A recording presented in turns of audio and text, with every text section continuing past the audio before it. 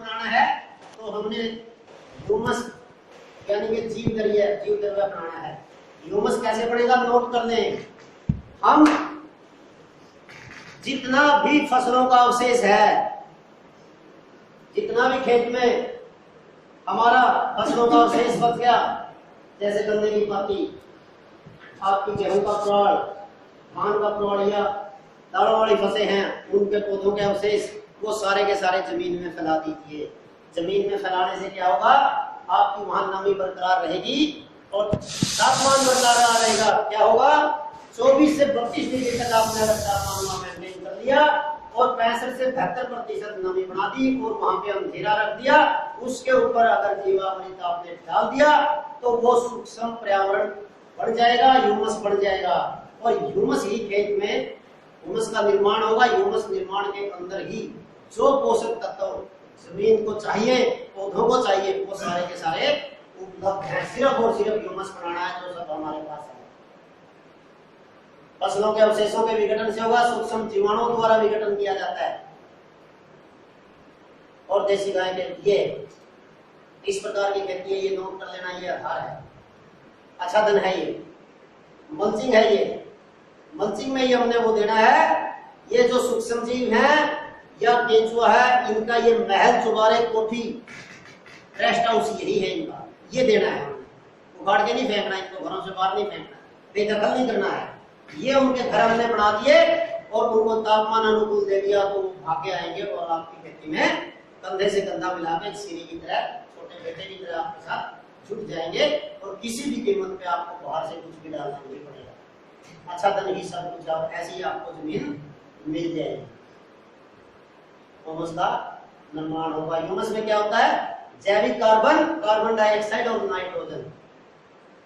अब कोई भी अगर आपको कहे कि नहीं ऊपर से डालना पड़ेगा, आप एक बात कह देना कि आप ये सामने पेड़ खड़ा है जिसमें कभी कुछ नहीं डाला, जंगल का पेड़ खड़ा है, उसके पत्ते को किसी भी दुनिया की लैबोरेटरी में, किसी प्रयोगशाला में टेस्ट करवा लेना, उसमें वो सारे तत्व मिलेंगे जो एक पौधे को चाहिए। वो कहां से आगे, उनको सिद्ध करने को ये बता देना, उसके पास जवाब नहीं मिलेगा। पौधा क्या करता है, प्रकाश संश्लेषण की क्रिया बताया था मैंने, कार्बन डाइऑक्साइड लेता है जो 98.5 जो है ना भाग अपना बना लेता है। ये सारी की सारी क्रियाएं होती हैं, पौधे को प्रकाश ऊर्जा मिल जाती है। और नाइट्रोजन का महासागर है वायुमंडल आपका, 78.6% है पूरी हवा में। भर भर के बाल्टी डाल दो खेतों में, सिर्फ और सिर्फ माइक्रो ऑर्गेनिज्म डालने, सूक्ष्म जीवाणु। क्या करते हैं सूक्ष्म जीव, या जड़ों में ग्रंथियां बना लेते हैं और हवा से नाइट्रोजन फिक्स करके, ये वैज्ञानिक ही कहते हैं, यूनिवर्सिटी कहती है, मैं नहीं कह रहा ये बात, खुद मानते हैं वो, और फिर भी नाइट्रोजन डालते हैं। बड़ा एक हास्यास्पद विषय है। देख लो, ये उन्हीं की रिसर्च है, आप देख लेना। नाइट्रोजन मिल गया, दाल वाली फसलें लगाओगे आप, चना लगाओगे, मूंग लगाओगे, अरहर लगाओगे, उड़द लगाओगे, लोबिया लगाओगे, सहजन लगाओगे, आपको ये सारी की सारी 78.6 सिस्टम है, फटाफट ले लेगा, चूस लेगा, दे देगा। ये विज्ञान कह रहा है, विश्वविद्यालय कह रहा है, और आपसे कोई ना कोई षड्यंत्र करके डरवा रहा है। जब मेरे पास पहले से वैल्यू डालूंगा, ये देखो नाइट्रोजन का महासागर है जड़ों में।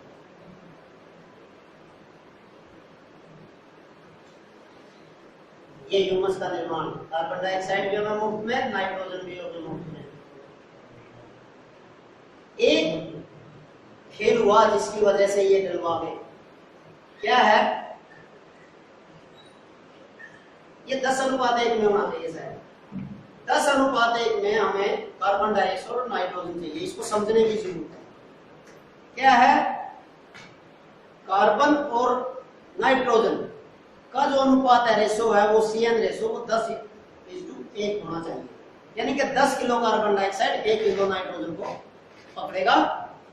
तो जो हम आच्छादन करते हैं, ह्यूमस में तो 10:1 है, जो आच्छादन करते हैं उसमें क्या है, कार्बन डाइऑक्साइड, कार्बन जो मैटर है वो 80 किलो है और नाइट्रोजन 1 किलो है। अब चाहिए हमें ह्यूमस बनाने के लिए 10 किलो में 1 किलो यानी कि 8 किलो नाइट्रोजन चाहिए था, जहां पे इनको घुसने का बैकडोर रास्ता मिल गया, ये कहने का भी एक ख्याल हो। लेकिन नहीं, ये जो 7 किलो बच गया, हम सहजीवी फसलें, दबी दलीय फसलें, जो दालों वाली फसलें हैं, जो नाइट्रोजन फिक्स करके, इसमें पहले मैंने वो स्लाइड दिखाई, वहां से हम इसको पूरा कर लेते हैं और 80 के बदले उसको 8 नाइट्रोजन पकड़ा देते हैं, हमारा कार्बन नाइट्रोजन रेशो पूरा हो जाता है इस प्रकृति खेती में। और दूसरा हम वायुमंडल से उठा लेते हैं।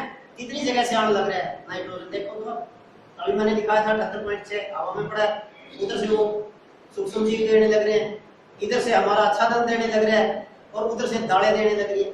हमने सारा देश तो, सारी व्यवस्था तो इसमें जो नाइट्रोजन देने में, उसके बावजूद भी डालो ऊपर से, समझ नहीं आती। ये जो मैंने आपको अभी बताया, 10 के बदले 1 उठाता है, 70 किलो पैसे कहां से हम पूरा करेंगे? नहीं तो एक ग्लोबल वार्मिंग बना देगा। इसलिए बहुत से किसान भाई ये समझते हैं कि सह फसलें डॉक्टर अजीत सिंह बता रहे हैं तो सिर्फ इसलिए बता रहे होंगे कि ज्यादा से ज्यादा पैसा कमा ले, वो बात नहीं है अकेली। अगर आप ये नहीं लगाओगे, आपका वातावरण का जो है वो डगमगा जाएगा, बैलेंस नहीं बनेगा।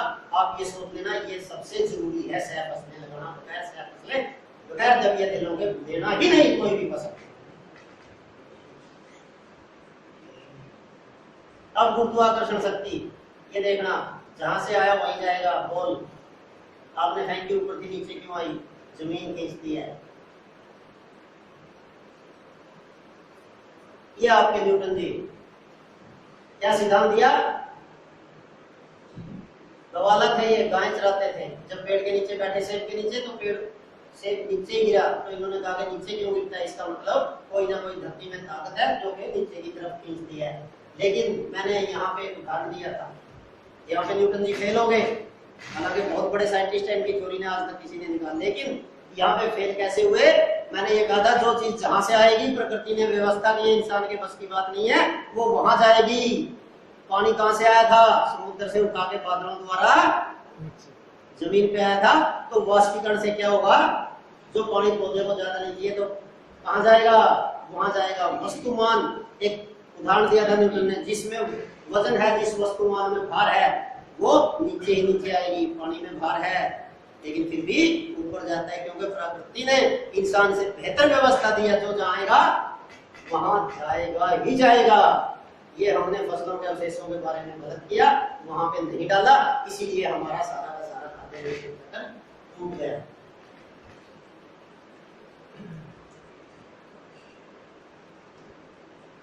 ऐसा कर सकते, ये ऊपर आ जाता है ना पानी, ये तो सबने देखा होगा। ये देखिए, जितना केशाग्र शक्ति को नीचे से नामी में पानी नाइट्रोजन चाहिए मिल जाएगा, जो बाकी फालतू जो बचेगा तो पौधों से, पत्तों से निकलता हुआ वापिस जहां से आया था वहां चला गया। ये उदाहरण है, ऐसे काम करता है। और ये कंट्रोलिंग फोर्स, सब नट बोल्ट, सब कुछ ऊपर प्रकृति, ये सब वहम है। क्या इंसान कर लेगा? इंसान तो सिर्फ यहाँ धरती पर आनंद के लिए आया था कि प्रकृति ने सब कुछ बख्शा है, प्रकृति के अनुसार मैं चलूंगा। लेकिन इंसान ने गलती क्या करी? प्रकृति के सामने बटन खोल के खड़ा हो गया। इतना सा इंसान क्या मुकाबला कर सकता है इस व्यवस्था? उसके बिल्कुल विपरीत चला, और जिससे आज हम वो फंदे पे जूझने को हमारे भाई मजबूर हो गए। चक्रवात, ये मैंने बताया, बंगाल की खाड़ी में जब उड़ीसा का किनारा लांघकर हवाएं आती है, मानसून आती है, तो उत्तर भारत में बारिश का कारण बनती है। और बारिश का कारण बनने से सारे पोषक तत्व जो हवा में धूल और कण से या बिजली कड़कने से जो थे, वो सारे के सारे आ जाते हैं। और जब आंध्र प्रदेश का किनारा लांघ के आती है तो दक्षिण भारत में बारिश का कारण बनती है। कोई ऐसा कोई वैज्ञानिक कहता है कि मानसून पैदा करके सब कुछ हो जाए, ये सारी की सारी प्रकृति की व्यवस्था है। फिर क्यों हम खिलवाड़ कर रहे हैं? इस प्रकृति के बेस पे अगर रिसर्च हो, प्रकृति के बेस पे काम हो, तो बहुत बेहतर हो सकता है।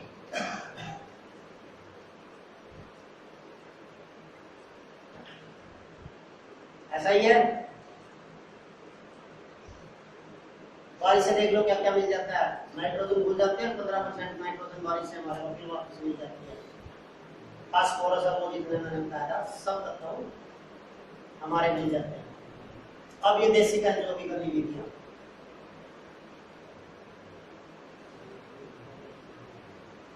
ये खाते हैं मिट्टी खाते हैं तो वही केंचुआ कहलाएगा। जो मिट्टी नहीं खाता, अगर कोई गोबर खा के ही गुजारा करता है वो केंचुआ कैसे कहलाएगा, कौन कैसे कहलाएगा, वो गोबर का कीड़ा कहलाएगा।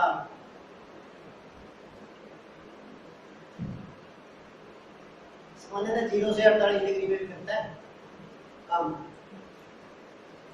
और भूमि में आयु 15 वर्ष में ही देखो ऐसे छिद्र कर देता है।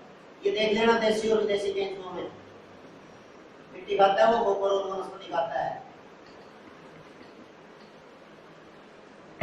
वो छेद करता ही नहीं।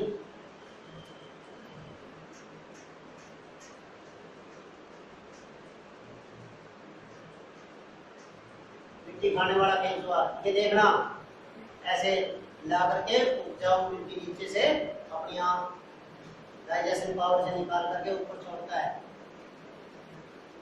24 घंटे में ऊपर नीचे छेद करता रहता है, और ये वर्मीवास हमारे को देता है। अब देखना खास बात,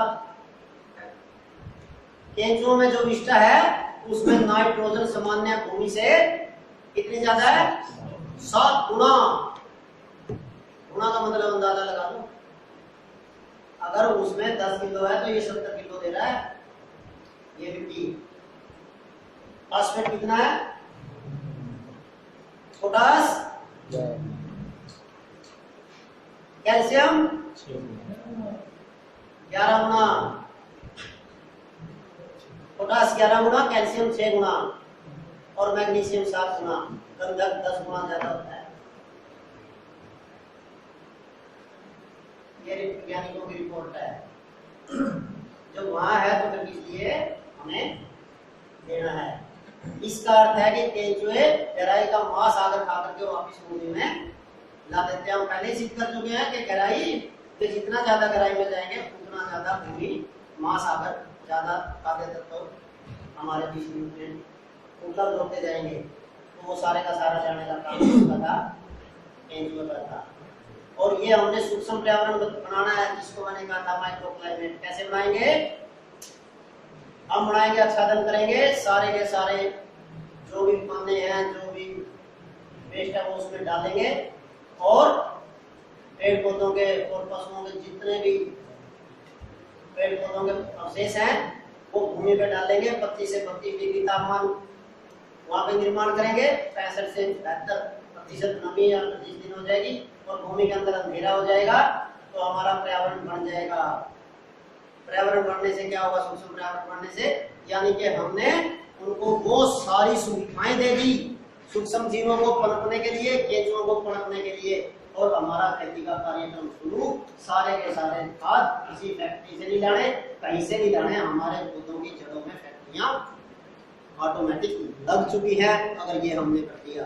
और तीसरा हमने वापसा, एक बहुत ही बड़ा मिथ्या है कि पौधों को पानी चाहिए। आप एक बात बताइए, हमें प्यास लगती है तो क्या हम तालाब में जाके वहां डुबकी मार के पानी पी के आते हैं? गिलास लिया, थोड़ा सा जितना जरूरत है पानी पी, किसी को 1 गिलास की लगी, किसी को 2 गिलास की, किसी को 1 लोटे की। लेकिन पौधों को क्या करते हैं हम, उनको कहते हैं ले बेटो डुबकी मारो, पानी पी, पूरा भर देते हैं। ऐसा नहीं है, पौधों को पानी चाहिए ही नहीं, पौधों को सिर्फ और सिर्फ वापसा चाहिए, नमी चाहिए, जिसमें वापसा में 50% नमी और 50% प्राण वायु होती है। पौधों को वो चाहिए। नोट कर ले, वापसा।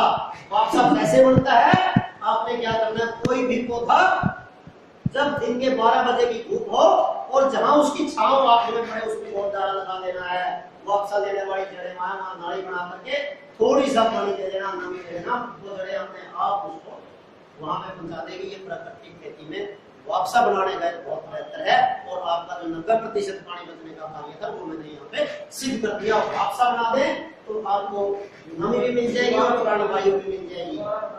वापसा पौधा बड़ा है, 12 बजे की धूप जो पड़ती है उसकी छाया जहां तक है उसके कोणदारा में आप निशान लगा ले, वहां नाड़ी बना करके हल्का सा पानी दे दें, वायु वहां पे पहले से पड़ी है और जो छिद्र होते हैं उसके अंदर वो वापसा तैयार कर देगा, जिसमें आधा नमी और आधा वायु वो मिला के जड़ मांगती है, वो पौधे को दे देती है। उसी से सारा का सारा ये तंत्र चलता है। बिल्कुल बिल्कुल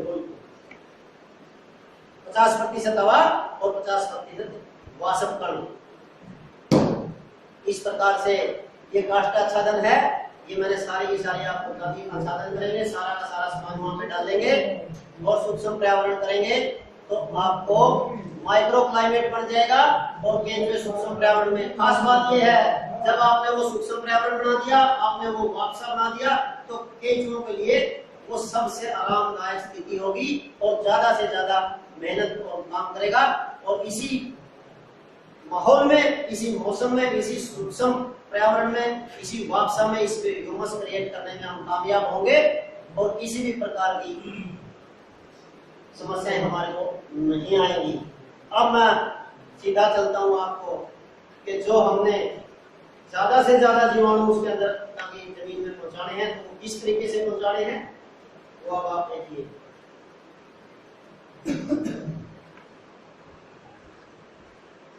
जीवामृत कैसे बनाएं, देख लें इसके घटक। 1 एकड़ के लिए है ये, नोट कर लें। पानी 200 लीटर। अगर आपके पास सिर्फ 200 लीटर का ड्रम है तो 250 तक भी ले सकते हैं, क्योंकि इसमें दूसरे घटक भी आए। देसी गाय का गोबर 10 किलो ले लिया हमने, 5 से 10 लीटर देसी गाय का मूत्र ले लिया और गुड़ ले लिया 1 से 1.5 किलो। बेसन 1 से 1.5 किलो। और ये नीचे है किसी भी पेड़ के नीचे की मिट्टी 1 मुट्ठी ले लेना है। पेड़ के नीचे की क्यों? जहां आपके खाद नहीं पड़े हो या मेड़ की मिट्टी। ये इस प्रकार से स्लाइड के माध्यम से मैं आपको समझाने की कोशिश कर रहा हूं। गोबर देसी गाय का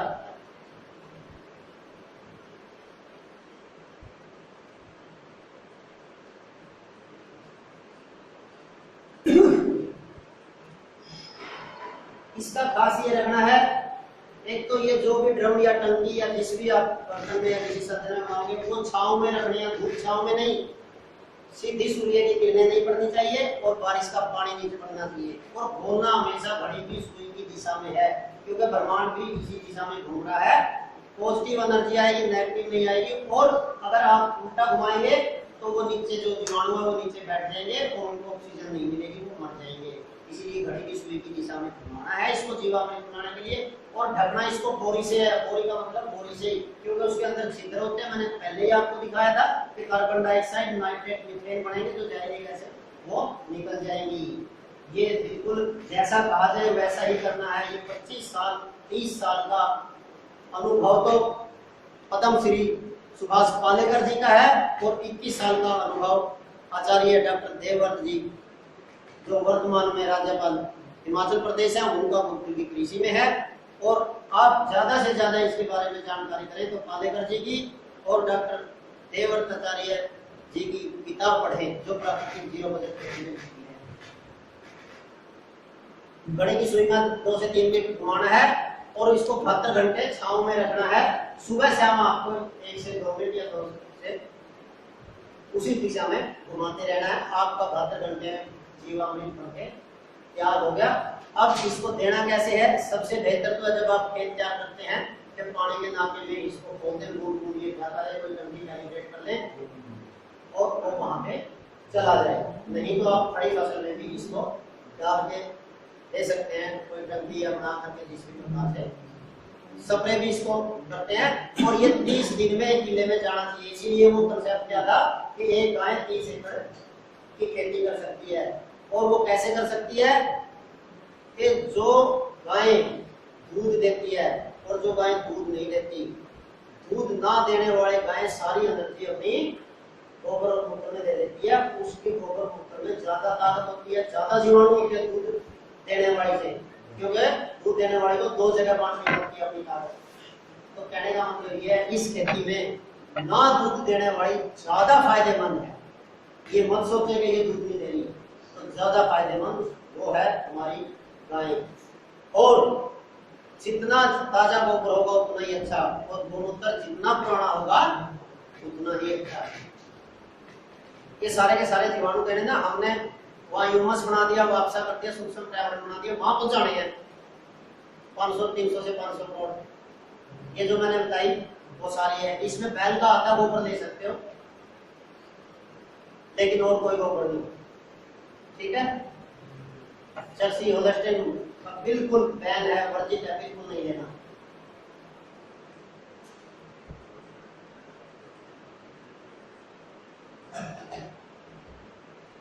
अब देखें घन जीवामृत। देसी गाय का गोबर 100 किलो आपने वो ले लिया, वो हमने खेत में डाल दिया 1 एकड़ का। ये देसी गाय का गोबर 100 किलो ले लें। इसको क्या करना है, अगर आपने गाय के नीचे बिछा दिया, आपकी मान लो 4-5 गाय है या 8-10 है या कोई गौशाला है, वो अपने पाँव से काट देगी, बिछावन कर दिया तो वो आहिस्ता आहिस्ता सूखता रहेगा, नहीं तो आपको 3-4 दिन उसको छावा में सुखाने में लग जाएंगे। गुड़ 1 किलोग्राम, बेसन 2 किलो, मेड की मिट्टी यानी कि पेड़ के नीचे की मिट्टी 1 मुट्ठी, और देसी गाय का मूत्र इसमें छिड़कते रहना है, जैसे मिलाते रहना ना, अच्छा सा मिला लें। इसका जो भाई टपका सिंचाई से अपनी खेती करते हैं, इसके जो लड्डू से बना करके भी आप मुहाने पे रख सकते हैं, जिससे वो उसमें पानी भरता रहेगा, जाता रहेगा, आपका मिलता रहेगा। और ये जा करके वहां पे अगर आपने आच्छादन वो अक्सा को सूक्ष्म पर्यावरण बनाया है, तो वहां पे जाते हैं कि अपनी गतिविधियां जोर शोर से शुरू कर देंगे।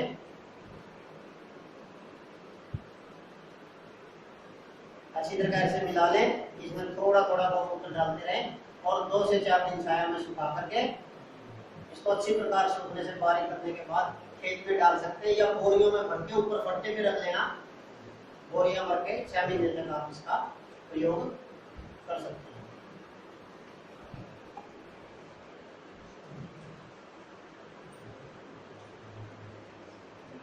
अमृत कैसे बनाएंगे? बीज का उपचार करने के लिए सीड ट्रीटमेंट करते हैं ना अंग्रेजी दवाइयों से, वो भी जहर है। पानी 20 लीटर लेना है। अगर आप गन्ने के उसके अंदर आपके भिगो रहे हैं, गन्ने के छोटे छोटे टुकड़े अगर आप भिगो रहे हैं तो 50 लीटर पानी ले सकते हैं। ये 100 किलो बीज के लिए है, ये थोड़ा सा लिख लें। 100 किलो कोई भी बीज हो दानेदार, वो आप किसान भाई बड़े अच्छे समझदार हैं, अगर मोटा बीज होगा तो थोड़ा उस हिसाब से पानी अपने अनुसार प्रयोग कर लेंगे। देसी गाय का गोबर 10 किलो लेना है, गौमूत्र देसी गाय का 5 से 10 लीटर, और इसमें चूना नोट कर लें, भुजा हुआ चूना 250 ग्राम, और वही 1 मुट्ठी पेड़ के नीचे की मिट्टी, और वो 2 दिन तक मिनट तक चूना मिला बड़ी बिजली की दिशा में छोड़े, और इसे रखते छाव में सुबह शाम 2 मिनट, और ये 24 घंटे में आपका तैयार।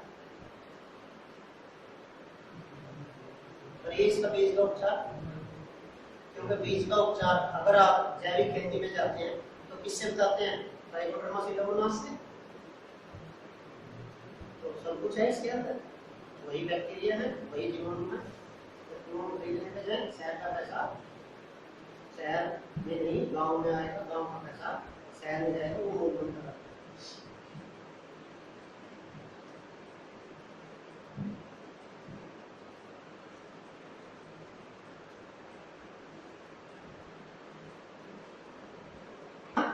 कि फसल बटवार के लिए जी ऐसा ही करते हैं ना, ये सब खाना को नोट कर लें आप। ये अपने आप में बहुत ताकत की दवाई है, जो आपको सिर्फ और सिर्फ अपने साधनों में मिलेगी। क्या मिलेगा आपको? नोट कर लें। तिल लेने 100 ग्राम, मूंग दाल के बीज 100 ग्राम, उड़द दाल के बीज 100 ग्राम, लोबिया के बीज 100 ग्राम, मोठ के बीज 100 ग्राम, गेहूं के बीज 100 ग्राम। एक कटोरी में तिल के बीजों को थोड़ा सा पानी में भिगो कर रखते हैं। सारे दिन तिल, मूंग और जितने भी दालें हैं उनको मिला करके अच्छी तरह से चटनी बना लेंगे। तीसरे दिन 7 प्रकार के दानों को पानी के निकालकर पोटली में बांधकर घर के अंदर सुरक्षित रख लें। चटनी बाद में बनानी है, मैं थोड़ा सा मिक्स कर दिया बात को। फिर पहले हम दूध करवाने हैं, उसके बाद फिर उनको कूटना है। ये ऐसा मिश्रण बनाना है, 100 लीटर पानी 10 लीटर गौमूत्र लेकर के बीजों को सुरक्षित पानी का मिश्रण तैयार कर लें और फिर इसको फसलों पे छिड़क दें। तो बहुत ही उम्दा फसल होगी, बहुत ही जबरदस्त और आश्चर्यजनक, आप अंदाजा नहीं लगा सकते कि आपके कितने अच्छे रिजल्ट आएंगे। दाने चमकदार बनेंगे, फल गिरने बंद हो जाएंगे, पूरी एक प्रकार से अलग ही फसल दिखेगी आपकी।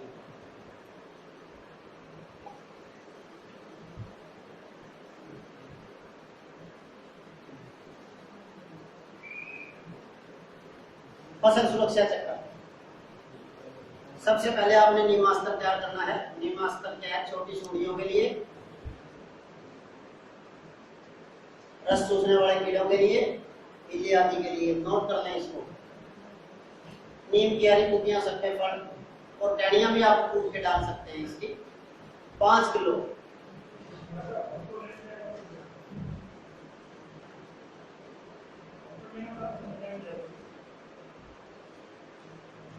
आप ले सकते हैं।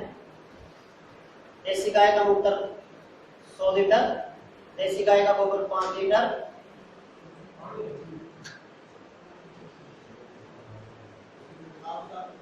कोई भी मैं लिखवा दूंगा। नीम की हरी पत्तियों या सूखे फलों को कूट लें, कटी हुई सामग्री को पानी में मिला लें, देसी गाय का मूत्र मिलाएं और देसी गाय का गोबर मिला लें इसमें। 48 घंटे छाया में, वही सुबह शाम और वही घड़ी की दिशा में घुमाना है।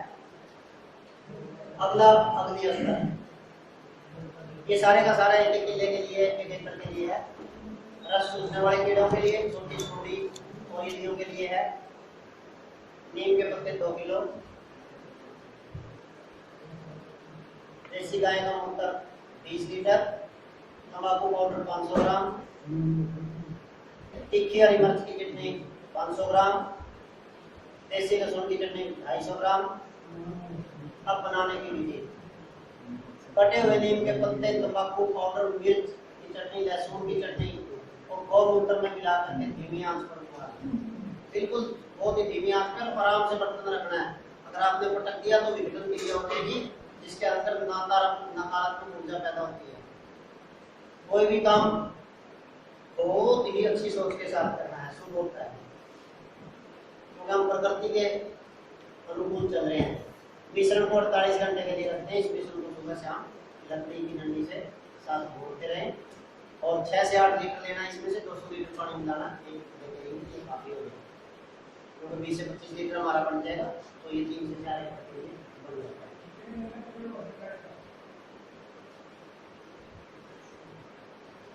3 महीने तक। ब्रह्मास्त्र बड़ी सूंडियों के लिए है। देसी गाय का मूत्र 10 लीटर, नीम के पत्ते 3 किलो और बाकी ये मैं दोबारा बता रहा हूँ, नीम की टहनियां भी लिख सकते हैं, बढ़ा भी सकते हो, 5 किलो भी ले सकते हो। आम, अमरूद, अरंडी, पपीते के पत्तों की चटनी 2-2 किलोग्राम। वनस्पतियों के पत्तों की चटनी को क्या करना है? मूत्र में डालकर धीमी आंच पे उबाल आने तक करना है। वही 48 घंटे भिगोना है और 2.5 से 3 लीटर ये काफी है 100 लीटर पानी में। अब है 10 परनी अड़द, जो बहुत बड़ी सूंडियां होती हैं। 10 परनी अड़द में क्या लेना है आपने? पानी 200 लीटर, देसी गाय का मूत्र 20 लीटर, देसी गाय का गोबर 2 किलो, नीम, करंज, अरंड, सीताफल, बेल, गेंदा। गेंदा पंचांग लिखा, पूरा का पूरा गेंदा जड़ समेत फूल समेत आप डाल सकते हैं। तुलसी की टहनी पत्ते सहित समेत, धतूरा, आम, आग के पत्ते या कोई भी जो वनस्पति आपके क्षेत्र में खड़ी हो, 10 पत्ते इसके ले लें। पहले 5 बहुत आवश्यक हैं, उसमें से 5 और जोड़ सकते हैं। ये 2-2 किलोग्राम के हिसाब से ले लें। हल्दी पाउडर 500 ग्राम, अदरक की चटनी 500 ग्राम, हींग पाउडर 10 ग्राम। कई बार भाई मेरे से सवाल पूछते हैं कि दीमक आ गया, प्राकृतिक खेती में हम क्या करें? दीमक आने से आप एक पोटली में हींग बांध करके वो पानी के नाके में भी छोड़ सकते हैं। अगर बड़ा पेड़ है तो उसकी जड़ में भी आप डाल सकते हैं। दीमक नहीं रहेगा। अकेंदा एक पे बता रहा हूं मैं, और अगर इस तरीके से करोगे तो फिर बचने का सवाल नहीं। तंबाकू पाउडर 1 किलोग्राम, तीखी हरी मिर्च की चटनी 1 किलोग्राम, देसी लहसुन की चटनी 500 ग्राम, गोबर व मूत्र के पानी में अच्छी प्रकार से घोलकर 2 घंटे के लिए रखते हैं। ये ध्यान से रखना, देखने वाली चीज है, इसमें 30 से 40 दिन लगते हैं। हल्दी पाउडर, अदरक की चटनी व हींग पाउडर को अच्छी प्रकार से मिला लें, 24 घंटे तक छाया में रखें। इस मिश्रण को हिलाकर तंबाकू का पाउडर, तीखी मिर्च व देसी लहसुन अच्छी तरह मिलाकर 24 घंटे रख दें। बोतल को इस मिश्रण में दबा दें और इस मिश्रण को बोरी से ढक के 30-40 के लिए दिन कर दें। इसको सुबह शाम मुंह पे कोई कपड़ा बांध करके जाएंगे, देखना है कितनी ताकत है तो उसके हिसाब से उसकी जो स्मेल है वो भी आएगी। तो इसको धोएं और 30-40 दिन सुबह शाम इसको खोलते रहें। ये 6 से 8 लीटर 200 लीटर पानी में आप इसको